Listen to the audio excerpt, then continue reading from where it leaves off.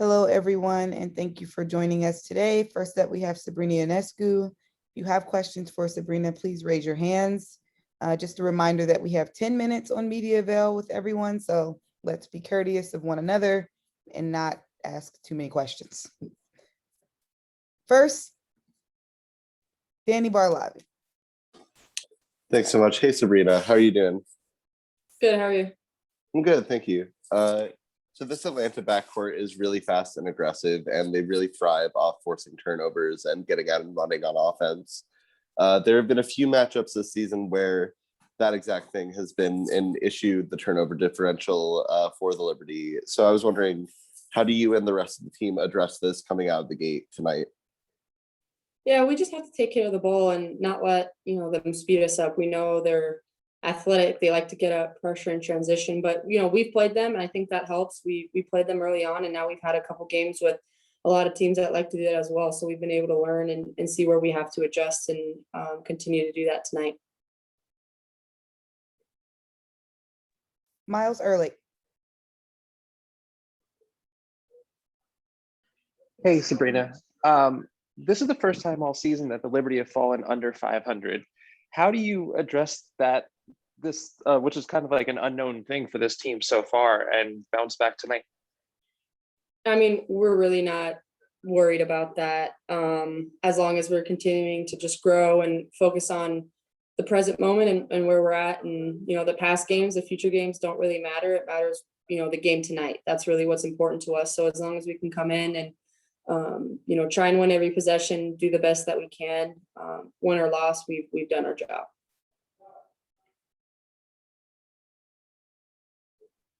Jackie Powell. Hey, Sabrina, good to see you. Thank you for being here with us today. So on the topic of shots falling or not, what we sort of saw against Chicago this week, what have you all done to sort of scenario plan to make sure that, today against Atlanta and in this series that you all keep your energy levels up, even if shots don't fall? Yeah, I mean, it's just how basketball works. Some nights the ball's going to go in and we're going to shoot 45-50% from the three, and other nights it's not. So it's just figuring out ways that we can continue to score, continue to get into our offense and not rely on that. And obviously, we're not doing too much different. We're still going to shoot all season long, all year long, because we have players that are shooters. And so not really getting down about the last couple of games and just continuing to look forward and stay confident in our shots, and the shots that we get as a team is what's really important. I appreciate that. And to follow up quickly, this will be the last one. I asked Benijah and Jazz what they thought about what it would take for the Liberty to have Jay-Z and Beyonce at a game. But on Thursday, y'all had Sierra, Russell Wilson, and KD.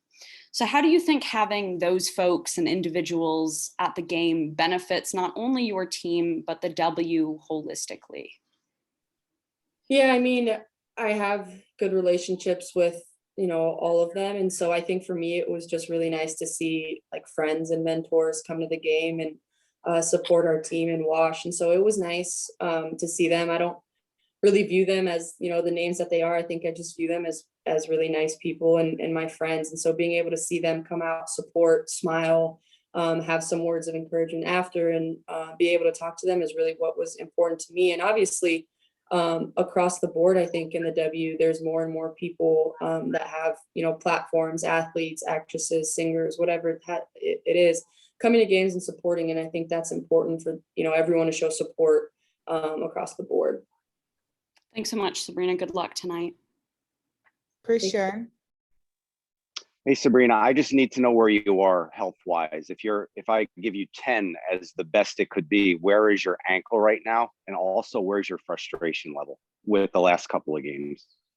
I can't give you a number. I have no idea. I haven't even thought about that. And I'm not frustrated at all, honestly. I'm just excited that there's another opportunity to play. The season's so long. There's so many games. And so I'm just excited, that we hit a little adversity and we have to grow from that. There's not really any frustration, I would say, though, or issues with any of that. Thanks, Sabrina. Good luck tonight. Thank you. Jeff Magliochetti. Sabrina, good afternoon. Thank you for joining us. During this period of, on-court, not frustration, but hardships right now, going through a tough stretch at this point, has there been anything you've done to, take care of yourself a little bit that's helped you boost your confidence that you guys are going to be able to to pull yourselves out of this tough stretch?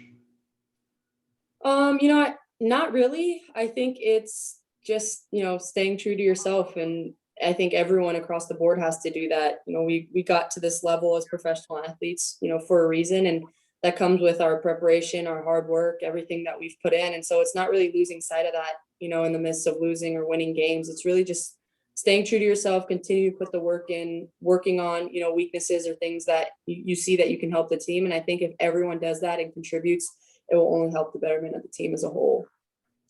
And from a team standpoint, how big was it on Thursday to, win the second half after such a tough second quarter? It's important. You kind of try and put some of those quarters and some of those games behind you and just focus on, what you can contribute and what you can do now. And I think, it goes to show that if we do those little things, that we need to win games and win quarters, we will. And so I think it was kind of eye-opening for us to see that that's the level of intensity and that's the level of defense that we have to come out with in order to win those quarters and ultimately the game. Appreciate your time and insight. Thank you, Sabrina. Thank you. Last question, Rafiq Lewison. This is Rafiq with Nothing But That Sports Talk. I mean, early in the season, part of the reason why you had those losses is because most of it were against the elite teams and championship contenders. Like, how will winning tonight's game against the Atlanta Dream help you guys get more prepared when you're facing the elite teams down the stretch of the season? Yeah, I mean, you're right with that. We did lose to veteran top teams in this league. And so I think that just shows, the level of excellence and the level of expertise that we want to reach, seeing how they come in and take care of their business no matter who they're playing. And, their level of energy, of focus, of all of those little things that you can control as a team is something that, we were able to watch and play against and see where, we want to get to. And so tonight's win's just as important as any other game or any other win this season. And so we're just excited to be able to have another chance and continue to get better as a team. Thank you, Sabrina. Next up, we have Michaela Onyenwere. Please raise your hands if you have questions for Michaela.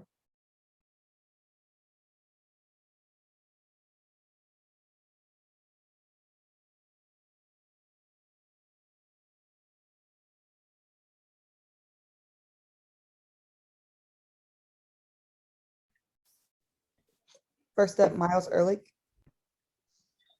Hi, Michaela. The other night, you struggled a bit in the first half and you shot just 1 of 10, but then after halftime, you came out and had a really strong second half. You went 4 of 6. And it looked like you had driven a lot to the left side in the first half and that you changed up in the second and finished from the right. What kind of adjustments did you make? And is that something that you're going to look on build on today with that second half performance?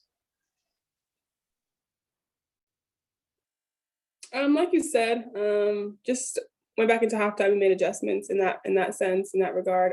Shot wasn't falling, and so just switching kind of to driving to the basket and kind of using my quickness to my advantage in the second half is kind of where I was thinking. Thanks so much. Good luck tonight. Thank you. Jackie Powell. Hey, Michaela, good to see you. Thank you for joining us this afternoon. So Coach Hopkins talked to us about how the defense has been maybe ad-libbing a little bit and going away from your principles. What exactly does that mean, and why has this ad-libbing been happening as of late? We kind of talked about that quite a bit. We don't think it's a lack of effort. I think every single possession, defensive possession, we play really hard for one another. But just there's sometimes a lack of focus as far as our defensive principles. And once we stick to those principles, we're really, really hard to score on. And we're a really great defensive team. But sometimes when we go rogue a little bit is where we kind of run into some issues. And so just continuing to stay in our defensive principles is so important. Staying on a string, staying connected on defense is so important. And so for sure for tonight, it's something that we can adjust to and fix when we play Atlanta. Right. And so in honor of Pride Month wrapping up, I'm curious as to who are the people in your life who have taught you more about the LGBTQIA community And how do you want to continue learning about the history and how you can do your best to support? Yeah, I think as an ally, it's just so important. And so I actually took a class in college, LGBTQIA plus, and so that really taught me a lot about just certain things that I didn't know, the history of LGBTQ communities. And so I think it's so important, just to having so many different diverse people around me on my team and just in the league in general. It's so important to, be an ally and do my part as far as just learning things and kind of taking things in and just being a sponge in that regard. I think it's been so cool to just see like the accomplishments and just how much the movement has moved so far and so well. And so I'm excited to be an ally, excited to learn so much about this month. I think it's just been great so far. Thanks so much, Michaela. I really appreciate that answer and good luck tonight. Thank you. Chris, Sharon. Two from me, Michaela. The first one is you've had some battles with Ari over the years in the Pac-12. What's it like to look across like the court tonight and see her with the dream, and you're going to be battling her on this level? Yeah, Ari and I have been competitors for the last few years in the Pac-12, and she's a great player. We at UCLA, a lot of our defense was rallied around stopping her, and it's hard to do. And so it's been good to see how she's been successful playing in the pro leagues. And I knew she would be, super successful coming out. And so I'm proud of her. Being a Pac-12 kind of alum, I'm proud of her. Excited to see how she does today. Excited to compete against her like we have in the past years. And just one more really quick. They play "Oh Mickey, You're So Fine" when you hit a shot at Barclays Center. It's by Tony Basil. It's from the 80s. I'm dating myself big time. Do you know that song? I know like the chorus. Hey, Mickey, you so fine. Mickey. I didn't know that though. That's cute. Yes, that is an 80s song, and I am dating myself. And with that, I'll show myself out. Thank you, Michaela. Jeff Magliochetti. Oh boy, Michaela, thank you for joining us today. So I asked Sabrina this question before, and I asked a few of your teammates after the game the other night. So you were a key part of this, so I would really appreciate your perspective on this. How big from a New York perspective was it to win the second half on Thursday night after things didn't go your way in the second quarter? I think it's so important. Obviously, we didn't start the first half how we know we should have, especially in that second quarter, allowing almost 40 points. And so that's just not something that we do. And so coming out in the second half, we had to come with a lot more defensive intensity. And I think we did. There were stretches where we played really well, but that needs to start from the beginning. I think that's kind of where our issue was in that game, and just continuing to play hard and focus for 4 quarters. And there's not really a quarter we can take off, not really a possession we can take off, especially with a team like Chicago or these other veteran teams. And so I think that's testament to, not us giving up, but also like knowing who we are as players and as a team. And that's just not what we did at the beginning, but I'm glad we were able to fix it in the second half. And there were any positives to glean from the second quarter. Early on, it looked like you and Beck Allen really started to penetrate the interior. Chicago picked up 5 fouls in the first 3+ minutes, and all of them led to foul shots. So what can you say about the way your interior game has improved since you've moved up to the WNBA level? What's been the biggest difference from your days over in LA so far? I think just being able to exploit mismatches.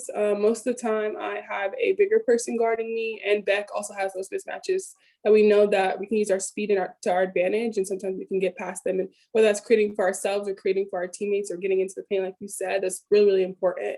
And just drawing to creating a mismatch, taking advantage of that mismatch.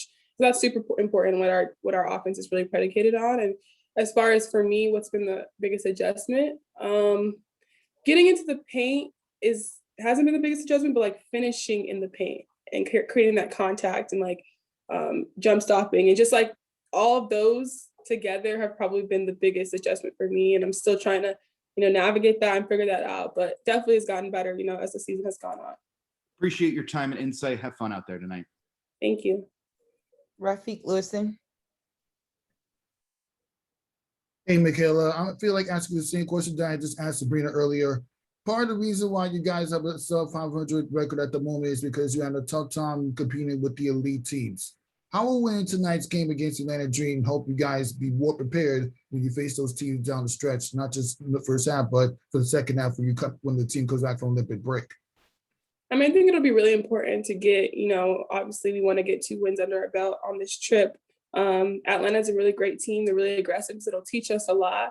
And I think it bothered us, the pressure bothered us a lot last time. And so we'll learn a lot from this game. Obviously, hopefully get better from the previous time we played them, but it does help us a lot to go up against these veteran teams, learn what we have to do better on, learn where we have to be tighter, learn where we have to adjust. And so, it is just like a learning process every single game. And so hopefully we're able to fix those for tonight and on Saturday's game as well. All right, last question, Jasmine Jones.